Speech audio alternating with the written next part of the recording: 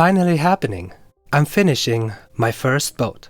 As you may know, I started this channel 5 years ago with the goal of restoring this boat. But having a hopelessly curious mind and a terrible sense of business, I got a little distracted.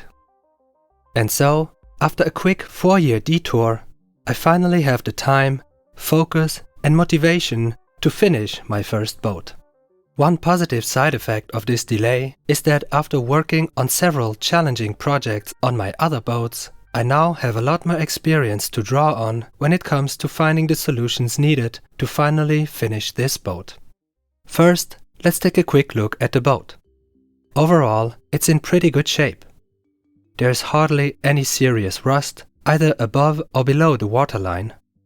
The engine runs, and it has all the amenities you'd need to live comfortably.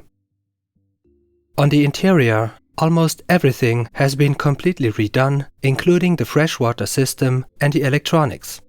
The outside, unfortunately, was never really addressed, so there's still a lot to do here, but in today's video, we'll focus more on the interior. Inside, you might remember that I already finished the forward cabin, where the galley and the head are located. The salon, which sits in the middle of the boat above the engine room, is a different story. Here, I still need to finish the side panels, the ceiling, and some of the insulation. In the rear cabin, I had already finished the wall paneling, but the ceiling was still left to be done, so that's where we'll start today. First, I had to figure out a way to attach the ceiling panels without losing too much headroom. The solution I came up with was to glue thin wooden strips onto the steel frames of the boat.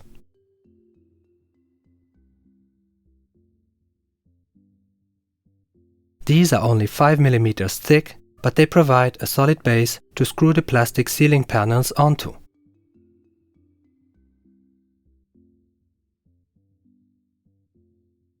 With the wood strips in place, I could go straight to installing the ceiling panels, but I want to give the ceiling some extra protection against moisture and condensation, so I'm adding a vapor barrier underneath the panels first. I know that, technically, I should also add a vapor barrier to the side walls, but I simply don't have the time for that. And for the most part, the Armorflex insulation already does a good job of sealing the cabin off from the steel. You can probably tell that I had a lot of fun with this vapor barrier, especially since I could only glue about one frame section per half day.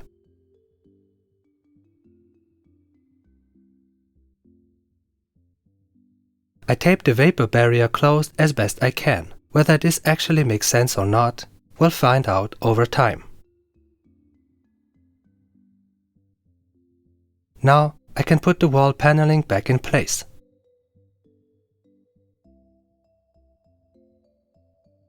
With the vapor barrier in place, I'm really hoping the ceiling will be protected from moisture over the long run. Next, I need to cut openings in the side panels between the windows for the ventilation ports.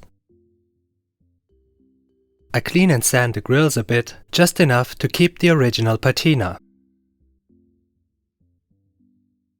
I made a small frame to fit inside the vent. These will then be painted and glued in place between the outer wall and the wall paneling. Now I can put the wall paneling back in place, because next I'll be moving on to the ceiling panels.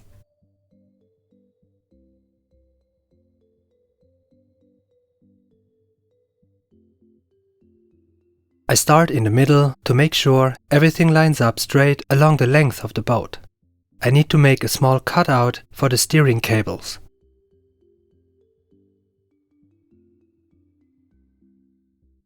Once I've installed a few panels in the middle of the ceiling,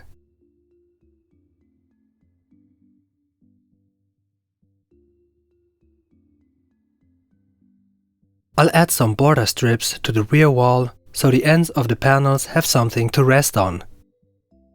With that in place, I can go ahead and start cutting the panels. I'll start by working my way towards the port side of the boat. Since the panels use a tongue and groove system, they can only be installed from one side. That means I can only attach the first panels temporarily until I reach the port side. Because these PVC panels are quite fragile, it's best to cut them by hand, which also gives me better control and precision. I try to keep the fit within a millimeter or two to make sure it looks clean and sits nice and solid.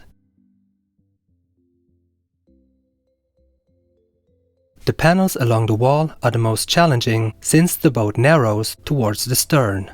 I have to take precise measurements and cut them in a slight curve so they fit properly.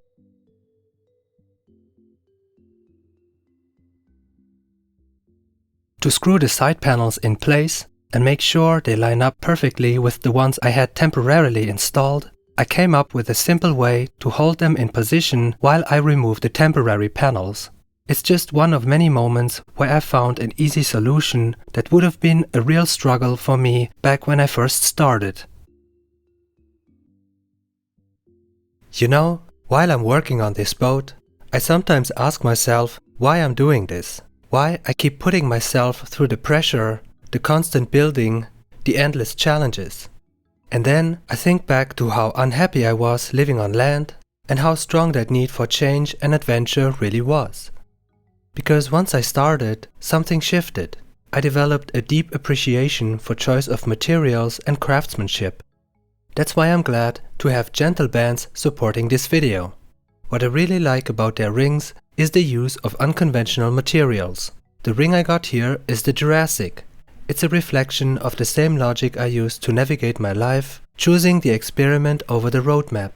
Using materials like meteorite and dinosaur bone isn't just about the past, it's a deliberate choice to carry something as unconventional as the path I've chosen. With a body of tungsten and titanium, it's gear built for those who reject the standard template. To find out more, click the link in the description and use code BOAT25 to get 25% off your order at Gentle Bands. Now I can remove the temporary panels. Only now that the first panels along the wall are in place, can I start screwing everything down. You may remember that when I first installed these same panels in the forward cabin, I simply put a screw through the middle of each panel. Well, now, 3 years later, I've come up with a better way to do it. Actually, someone suggested it in the comments back then, and I've had 3 years to think about it. The proper way to do it is to put small screws through the groove side of the panel so that when the next panel clicks in place, it completely hides the screws.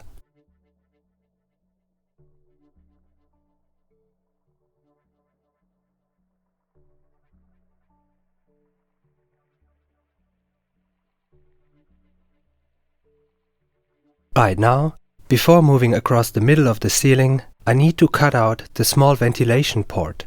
For this, I make a star-shaped cut into the vapor barrier to free up the lever that opens the vent cover.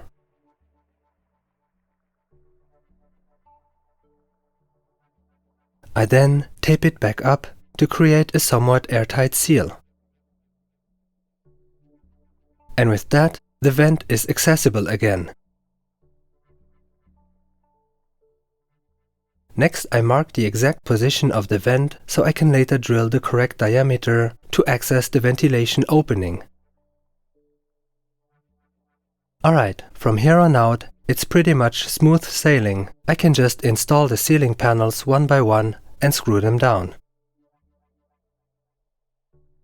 Once I reach the other side, I use a simple trick to transfer the curve of the wall onto the panels that need trimming.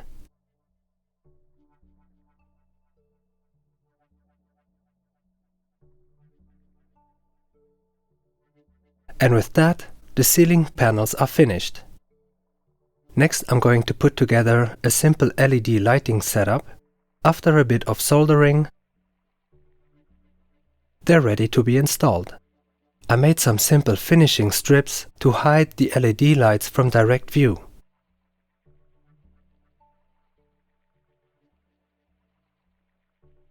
I add a simple light switch here next to the door. I added some cable channels to hide the wires.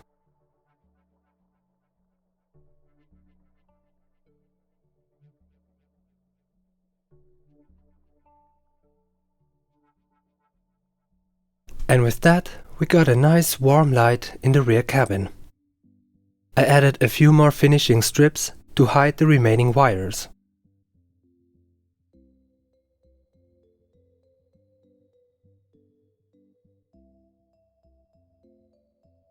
And of course, at some point, I also installed a few 230 volt AC outlets.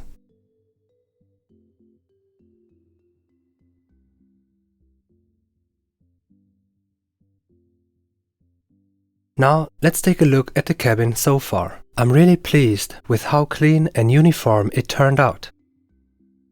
One could say the all-white look is a bit much, but I really like it. I'm also really happy with how well the finishing strips blend into the overall structure. It's a simple and affordable way to give the boat a more finished look.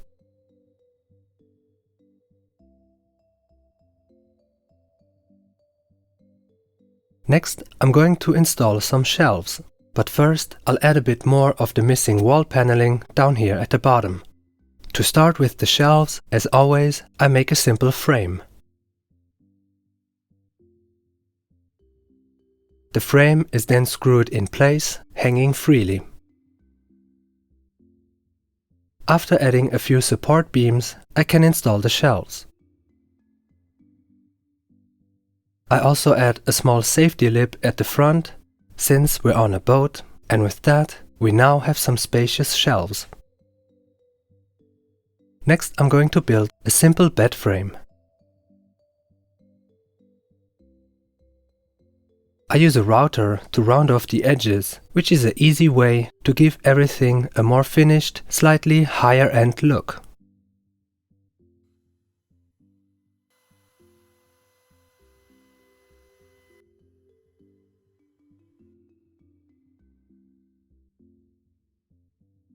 Combined with the white paint, it ends up looking quite clean and, in my opinion, even a bit luxurious.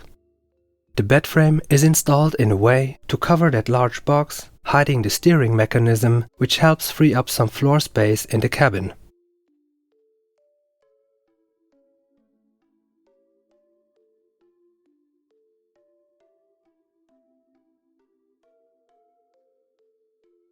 So that's it for today's video. In the next part of this series, we'll finish the salon and then, hopefully, move on to giving the boat a fresh paint job on the outside.